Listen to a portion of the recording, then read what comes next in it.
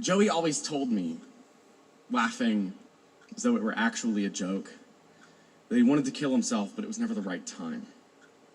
There were always groceries to be bought and little brothers to be tucked in at night. Don't worry, Joey isn't going to kill himself 20 more seconds into this poem. That's not the kind of story I'm telling here. Joey got a promotion, and now he can afford antidepressants. Joey is Joe now.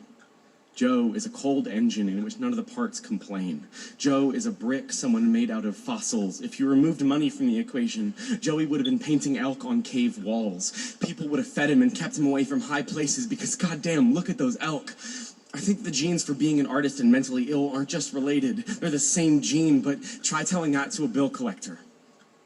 We were 17, and I drove us all to punk shows in a station wagon older than any of us. We were 17, and I bought lunch for Joey more often than I didn't. We were 17, and the one time Joey tried to talk to me about being depressed when someone else was around, I told him to shut the hell up and asked if he needed to change his tampon. You know that moment when the cartoon realizes he's taken 3 steps off the cliff, and he takes a long look at the audience like we're holding the last moving box in a half-empty house.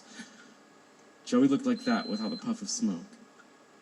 He just played video games for a half hour and then went home. I once caught Joey in my dad's office, staring at the safe where he knew we kept the guns. Once, Joey molded his car into the shape of a tree trunk and refused to give a reason why. I once caught Joey in biology class, staring at his scalpel like he wanted to be the frog, splayed out, wide open, so honest. There's one difference between me and Joey. When we got arrested, bail money was waiting for me at the station. When I was hungry, I ate. When I wanted to open myself up and see if there really were bees rattling around in there, my parents got me a therapist. I can pinpoint the session that brought me back to the world. That session cost $75.